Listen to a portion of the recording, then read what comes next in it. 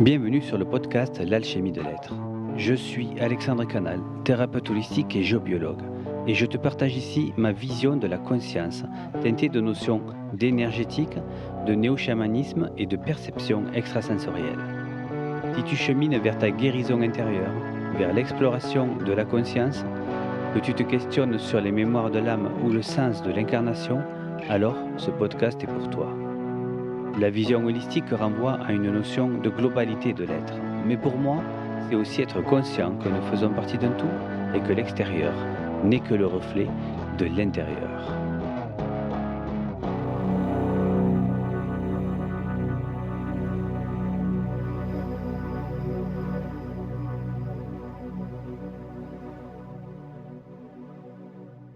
Alors aujourd'hui, je vais vous faire un nouveau genre d'épisode que je n'ai pas encore fait, un peu spécial. C'est un peu un retour sur ma semaine de séance en fait. C'est-à-dire que comme souvent, dans ma pratique, il y va y avoir des thèmes qui reviennent. C'est bizarre, enfin c'est comme ça, c'est pas moi forcément qui décide, mais il se trouve que plusieurs personnes, même si elles ont pris rendez-vous à des moments totalement différents, vont, converger en fait vers une seule et même problématique, dans la même journée, dans la même semaine, et il m'arrive en fait fréquemment de faire plusieurs fois la même séance, dans la même journée en fait. Mais je précise que cette semaine a été une semaine particulière, car nous sommes en mars 2024 et quelque chose d'historique qui vient de se passer, c'est que le droit à l'IVG vient de rentrer dans la Constitution. Et en plus, c'est la semaine aussi où se situe la Journée internationale des droits de la femme. Alors, est-ce qu'il y a une influence collective ou je dirais plutôt que c'est une énergie en ce moment qui influence le collectif et qui se répercute aussi sur mes séances individuelles.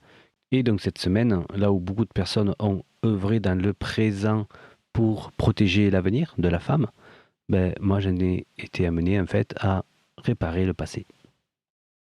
Car ce type de séance, au-delà du fait de gagner en liberté individuelle, ça contribue aussi effectivement à conscientiser et à épurer le cloud du collectif et de, comment dire, virer cette énergie-là afin que le futur puisse s'asseoir. Et bon, il y a encore du chemin, bien sûr. Mais toute petite action est bonne à prendre, quoi. C'est le colibri. Et donc cette semaine, j'ai eu plusieurs fois à travailler sur le lien avec la mer. Et ça m'a donné envie donc de vous partager ça parce que je trouve que c'est quand même des notions assez importantes qui ont été abordées lors de ces différentes séances. Peu importe les motifs de séance, en fait, il se trouve que ça m'a ramené sur les mêmes schémas de problématiques au final. Mais le point de départ souvent était simplement voilà, de gagner plus de présence, de connexion à soi, de retrouver son chemin, de retrouver sa route, voilà, grosso modo. Et donc, suivant le type de séance que je fais, je peux avoir soit je fais directement une constellation en me basant que sur mon intuition, mon ressenti, donc un individuel, je parle. Soit je vais rajouter à ça une mesure avec ma machine qui mesure toutes les fréquences du corps, voilà, les manoscopes.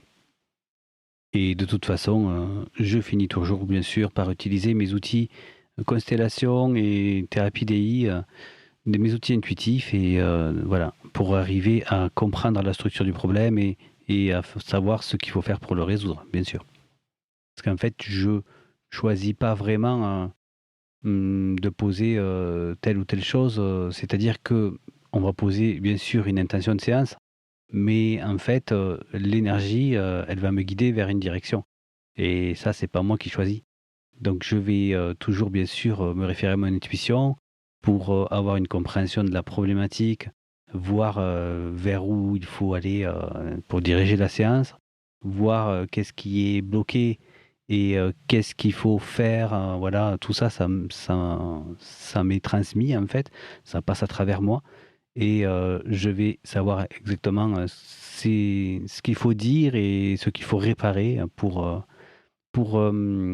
rétablir la circulation de l'énergie de façon totalement intuitive. Et c'est comme ça que pour commencer, j'ai été amené à travailler déjà pas mal sur l'enfant intérieur cette semaine. Donc l'enfant intérieur, Pour ceux qui connaissent pas trop ce terme, qui l'entendent pour la première fois, on va dire que dans ma vision, bon, voilà, moi j'adhère à ce schéma-là. L'enfant, en fait, à la base, il est pur, donc il a un certain nombre de qualités à disposition. Il est, par exemple, il est authentique, il est spontané, il est créatif, il est aussi en connexion avec la joie, tout simplement, la joie simple, et il a toujours l'enthousiasme d'aller de l'avant et de découvrir la vie et d'avancer et de regarder le futur, en fait, vers l'avenir.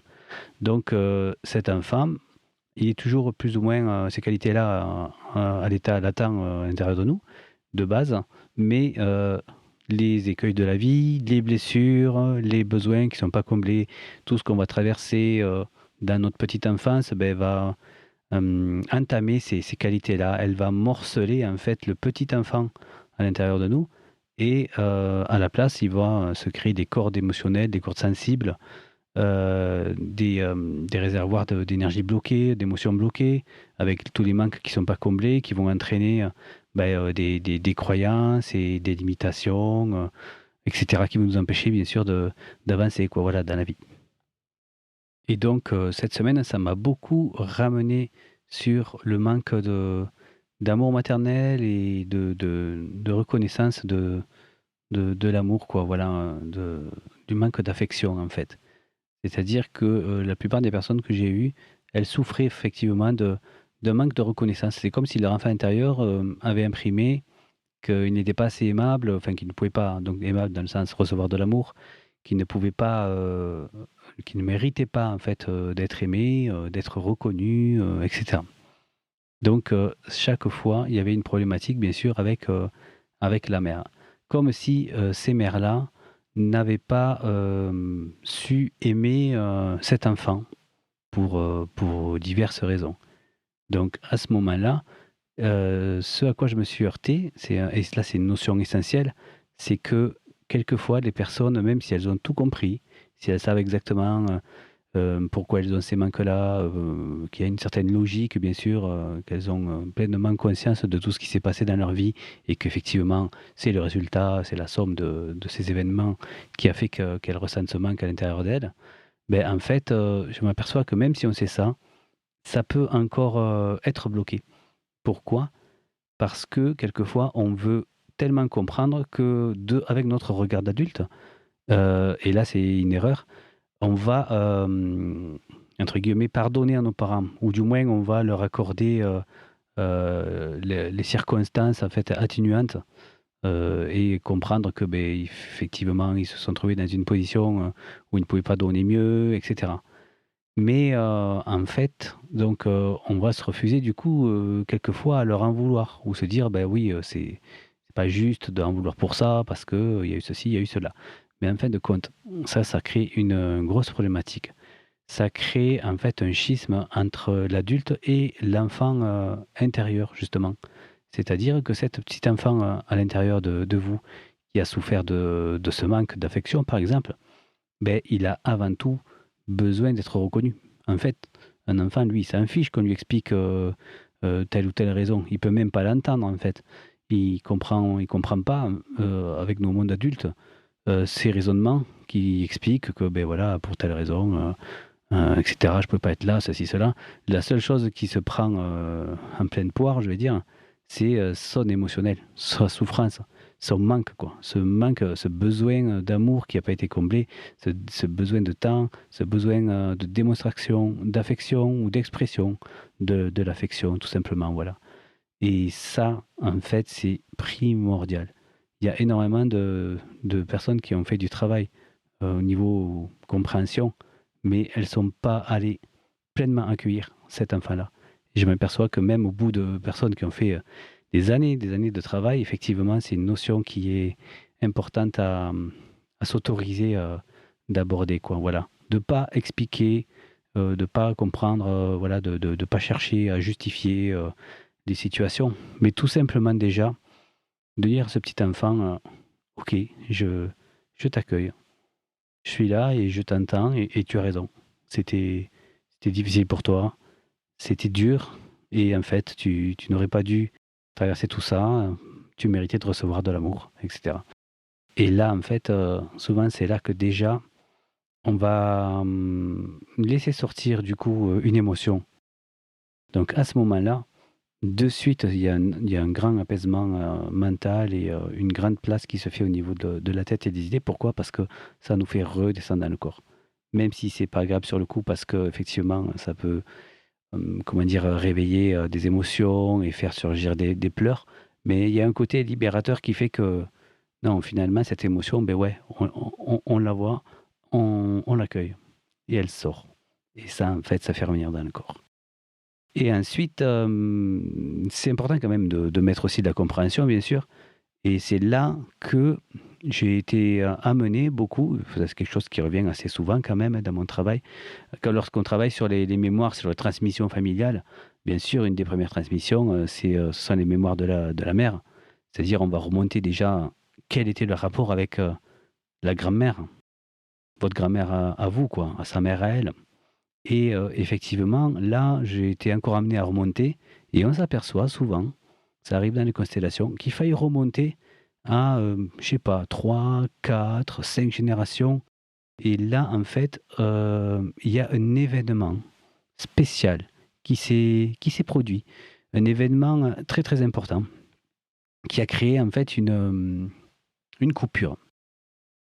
Comme imaginer par exemple, un enfant, qui serait, issu d'un viol, et que la mère, aurait dû, par obligation garder, en fait, cet enfant peut être à la fois, enfin lui va demander un lien d'amour bien sûr, mais va être aussi en même temps une piqûre de rappel sur une souffrance quoi, sur, quelque chose de difficile.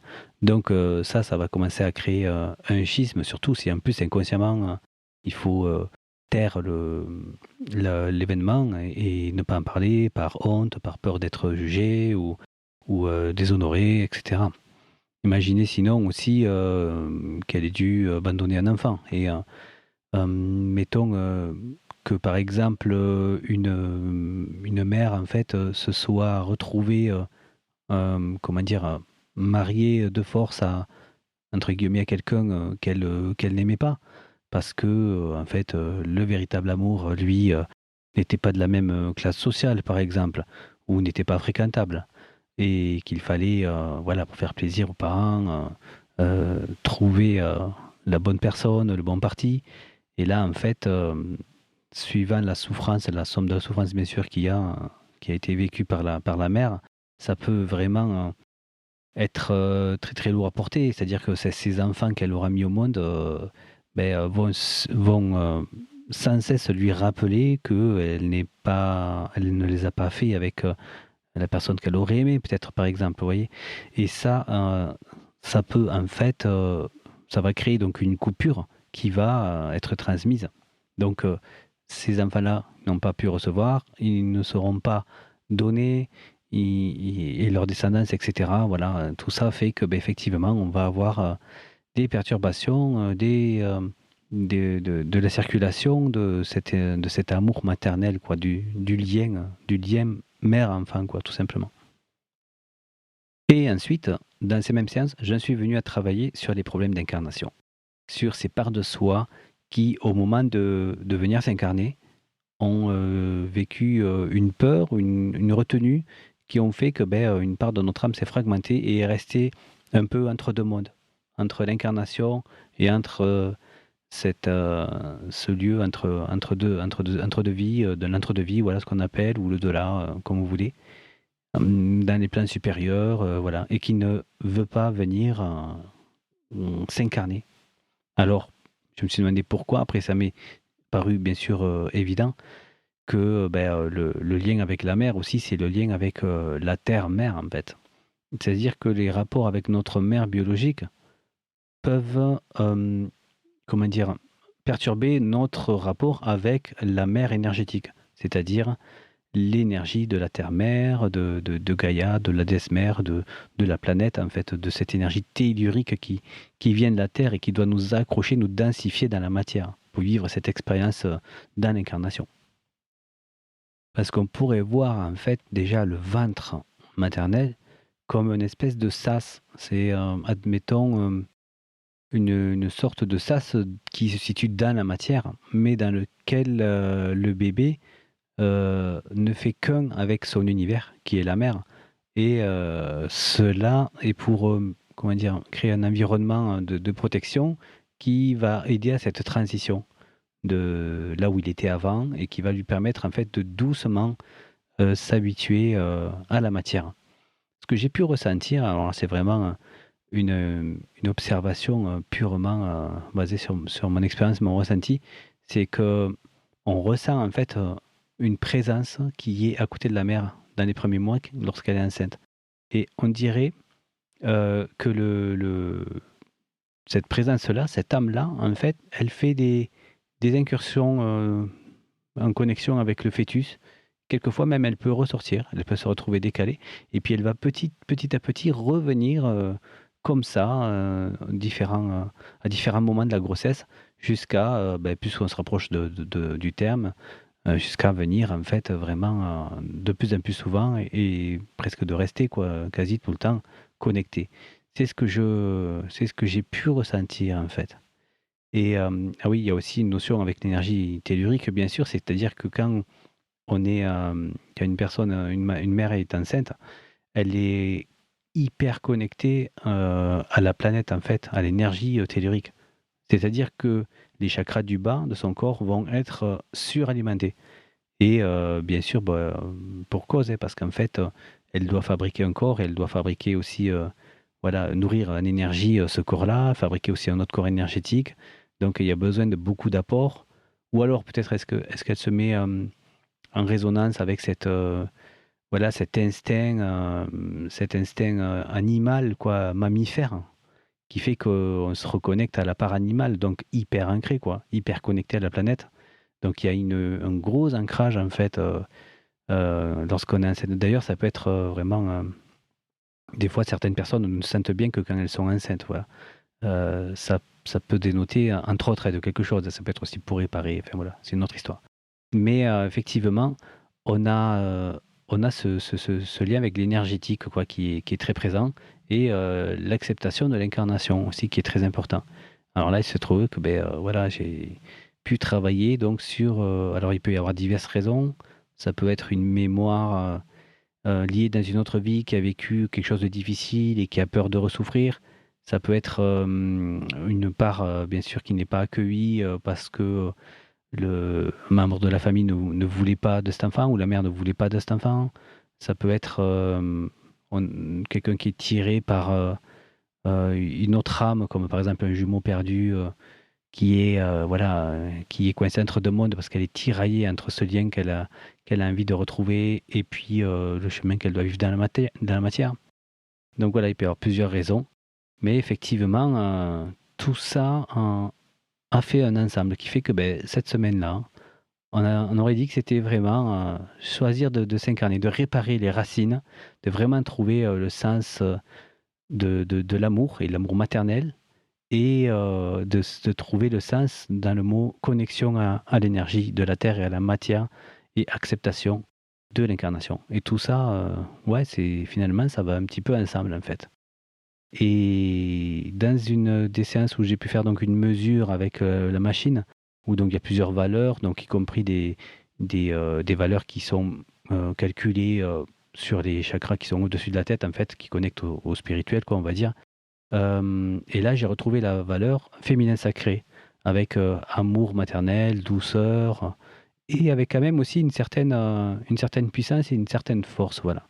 C'est comme si en fait, la thématique, c'était un peu révéler le féminin sacré, et que pour faire ça, il fallait transcender bien sûr toutes les mémoires, liées à la mer, mais que ça soit la mer biologique ou la mer, tellurique quoi, terrienne, énergétique quoi, de la planète. Je te remercie de ton écoute, j'espère que cet épisode t'a parlé. S'il t'a plu, n'hésite pas à le liker et le partager.